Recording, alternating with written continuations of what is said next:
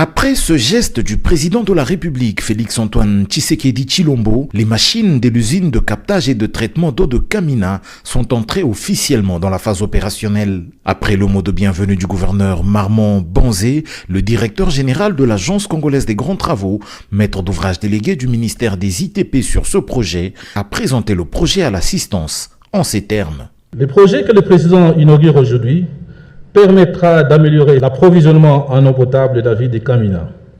Il contribuera à renforcer durablement la santé et le bien-être des habitants en évitant des maladies hydriques dues à l'utilisation d'eau non traitée. D'une capacité de production de 7000 m3 d'eau par jour, cette usine répondra aux besoins quotidiens de milliers de familles et d'activités économiques de la région. Tout ceci pour un coût total de 13 millions de dollars. Ce projet a été réalisé en 2 phases. La première phase a porté sur la construction des édifices et installation des équipements de captage et de traitement d'eau. Le directeur général de la Régie des eaux, qui en est le principal utilisateur, vous donnera tout à l'heure une description technique plus détaillée. Cette phase comprend le captage de l'eau, son traitement et son stockage en vue de la distribution.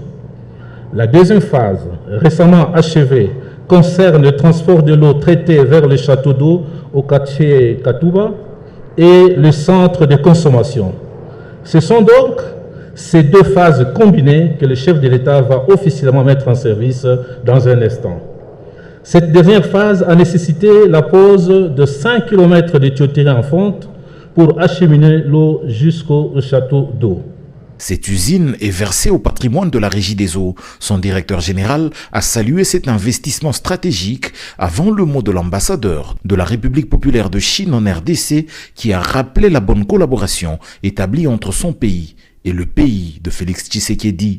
Le ministre des Ressources hydrauliques a bouclé la série des mots en annonçant la prochaine construction du même type d'usine pour la ville de Kananga ainsi que la ville de Chikapa.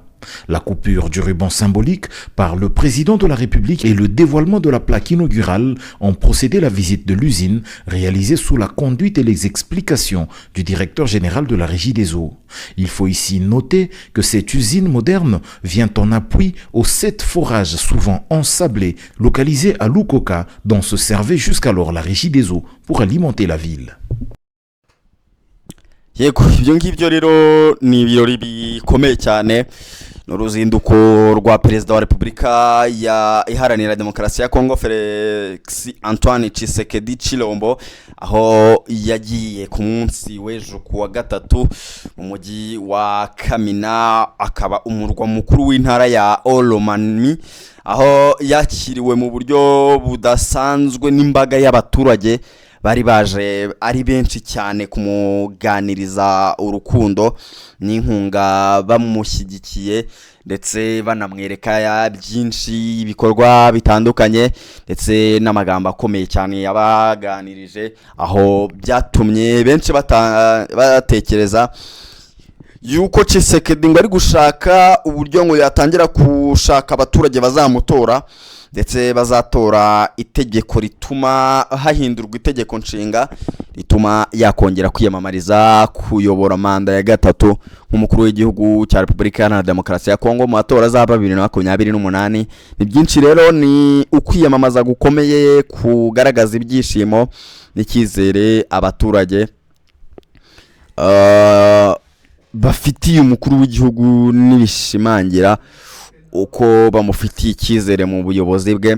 Rero ni byinshi tugiye kugaruka muri iyi nkuru y'uru ruzinduko rwa Tshisekedi turibaza ese niki cyatumye abaturage baza ari benshi cyane gutya uyu munsi uru ruzinduko rubuze gusiga iki mu mibereho y'abaturage baturiye hariya Ikamina. Ni byinshi rero tugiye kugenda tuganiraho ngo ikaze kuri The Quick Times News ubundi mubwire byinshi bikubiye muri iyi nkuru n'uru ruzinduko.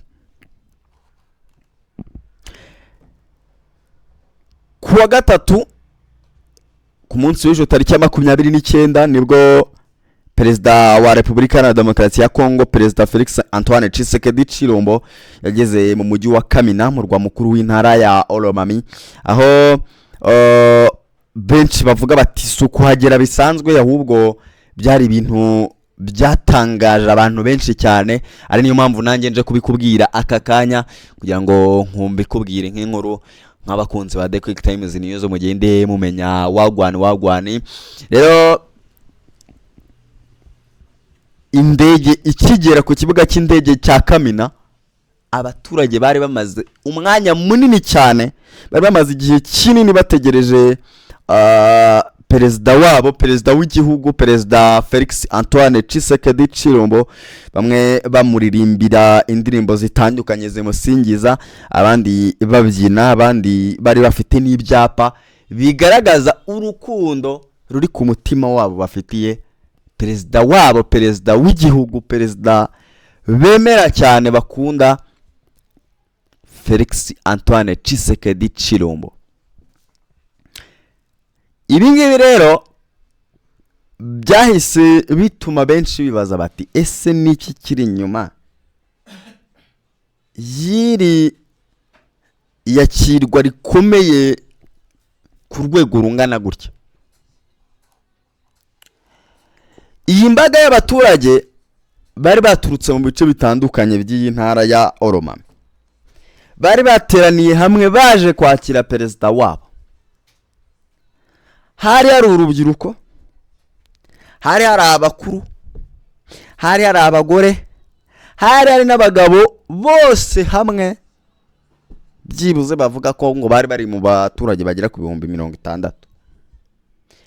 Benshi bari bazanye ibyapa biriho amagambo atandukanye, bamwe bati turagushyigikiye, abandi bati niwe twizeye wenyine. Ibi rero byerekana ko hari icyizere gikomeye abaturage bafitiye umukuru w'igihugu cyabo, ubwo ni umukuru w'igihugu perezida Felix Antoine Tshisekedi Tshilombo. Rero ibi ngibi bikaba n'ikimenyetso cy'ubuyobozi bukomeye, abandi bakavuga bati cyangwa hari ibindi byihishe inyuma y'uru ruzinduko. Ukibaza uti uru ruzinduko ubundi kubera iki nyine abantu bari kurwibazaho, kubera iki abantu bari gushidikanya ku rukundo rwa Tshisekedi kuri iyi ntara, kubera iki abantu bari gutekereza yuko ari ibintu bidasanzwe, kubera iki?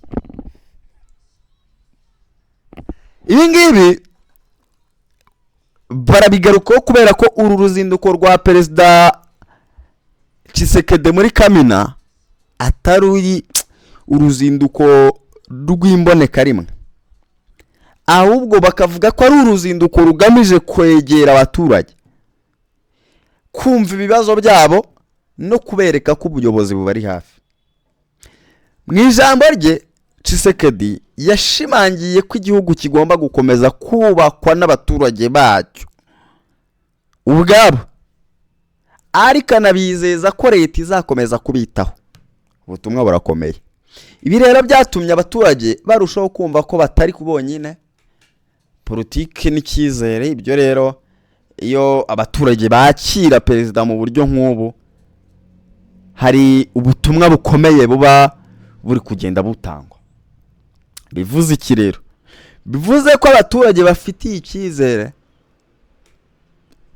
leta, bivuze ko abaturage bashobora kuba bishimiye ibikorwa leta iri kubakorera, cyangwa se bikaba ari n'uburyo bwo kwerekana ubufatanye.